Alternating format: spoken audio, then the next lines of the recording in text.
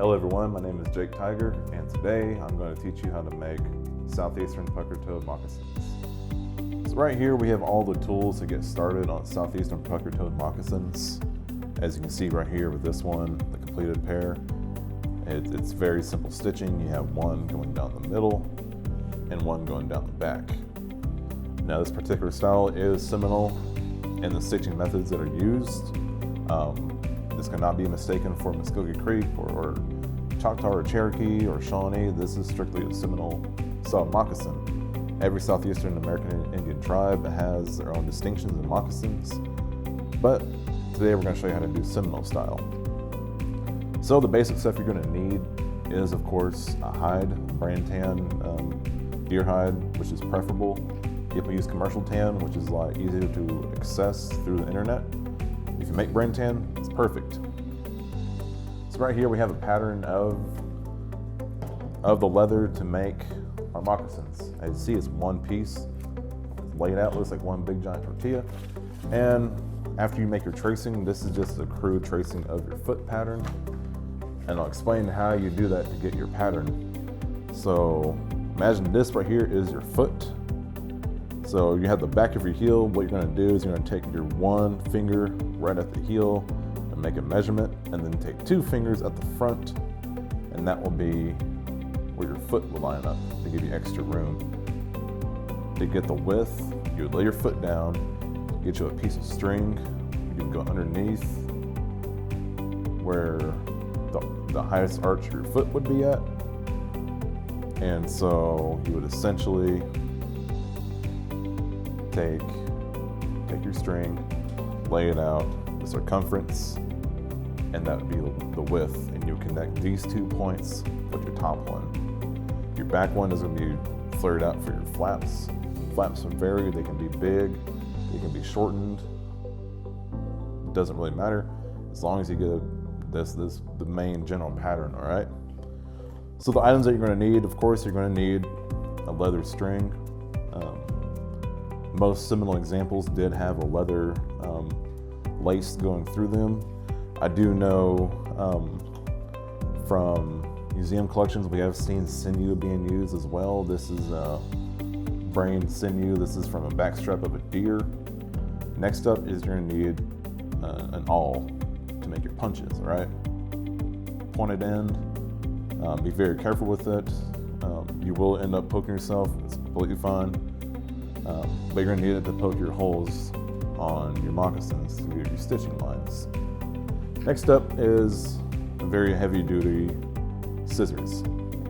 I recommend getting heavy duty grade because the leather is pretty thick at certain points, especially the neck period or the back of a deer. It's kind of hard to cut through with just basic kitchen scissors, so get you some really heavy duty ones like these. You can get these at Harbor Freight for like $10, all right? So we got the pattern out, right? So we have our two lines of our two center points, all right? This is where the middle of your foot and the back of your foot. And so the method right here that we're gonna use, and it varies as well, but particularly we like to use our fingers as measurements. So this is the middle line. Place your finger out and make a mark on the outside. So we're gonna make 7 of these little markings right here, and help you differentiate if you do get kind of turned around. Make your center point a lot different than your outside stitches, all right? So keep that going. And we will mirror the other side in a second. So we got 6 right there. And move on to this side.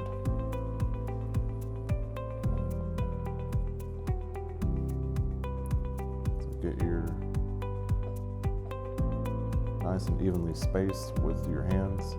The reason why we typically like to use our body measurements is because we want it to be the truest forming fit. And that goes with a lot of our traditional methods of making clothing, is we want it to match our bodies, right? And so this is that reason right there. Same goes for like, say you're making a bandolier bag or... All right, so now we got our front stitches, and now we're going to focus on the back stitching, okay? As you can see on here in this completed one, we have stitching that kind of gathers up at the bottom, and we have a running stitch. So right here is our center point. That's the center. We'll do the same method. Take your ring finger, and we're only going to do 5 in total, okay? So not 5 going way down, you have 5 in total. Simple as that, okay? So now we're ready to start punching holes in our leather. So you take your awl, and when you're punching your holes, do not get too close to here because your leather will rip. So try to stay at a good reasonable distance away from the edge of that hide, okay?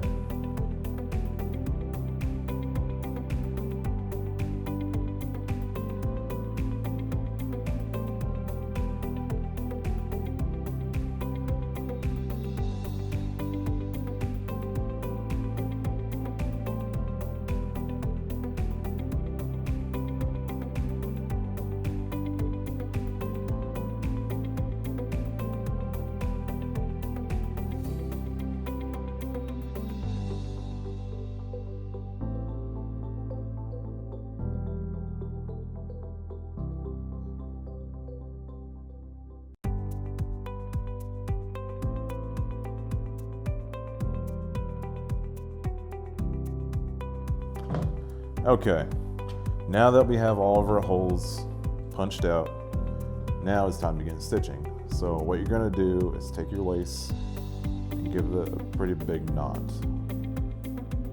So, in the stitching, what you're gonna do is face the top of your foot to you, and you're not gonna stitch where these markings are. That's gonna be where your foot actually goes in. So we're gonna stitch from the outside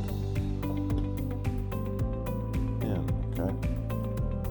And take your leather and just kind of roll it kind of like a needle in a way, so it'll pass right through very, very easily.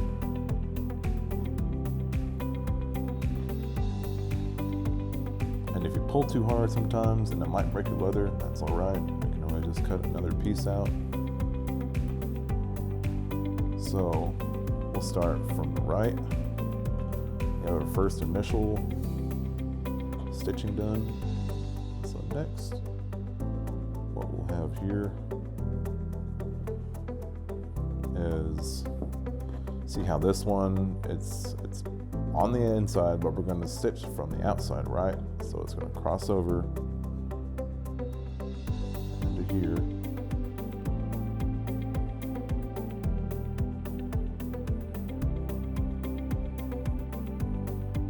See that? Where it's kind of doing like an arch from the inside to the out. And what we'll do, and as you stitch, take it very gently, don't yank out too hard because you'll break your leather, is you're going to start your puckering process, all right? So as you're pulling on this, take your fingers and try to push this hide to that knot, all right? That's your first pucker.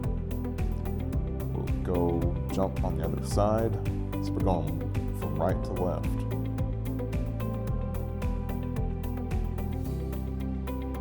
Same on here. We're going to pull. That's what you're going to want right here. And pull and press. And seeing how the pucker is starting to take shape.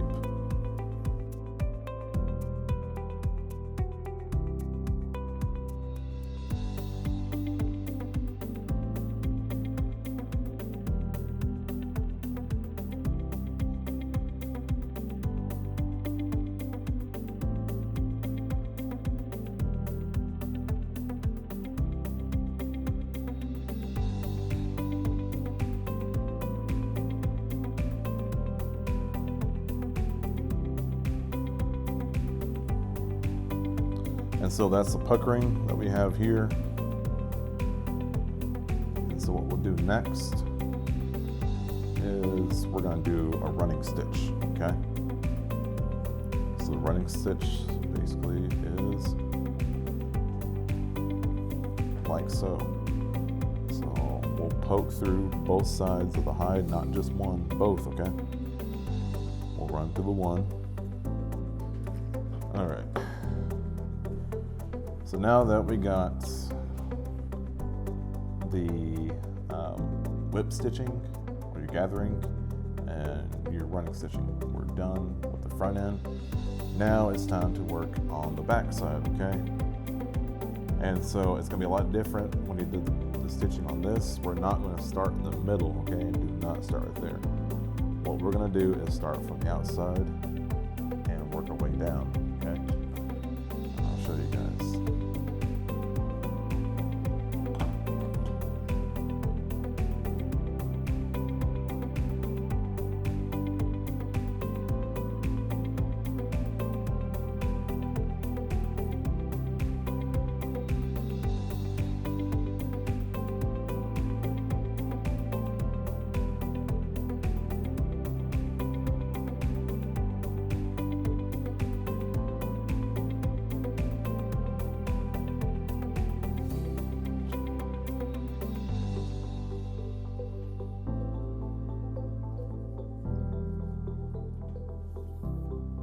So now that we got that stitching done right there, what we'll do next is the same as the front. We're going to do a running stitch, okay?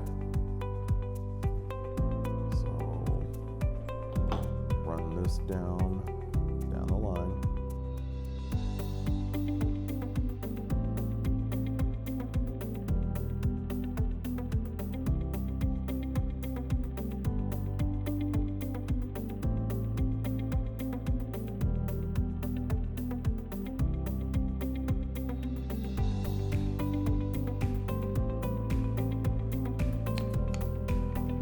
And there you have it.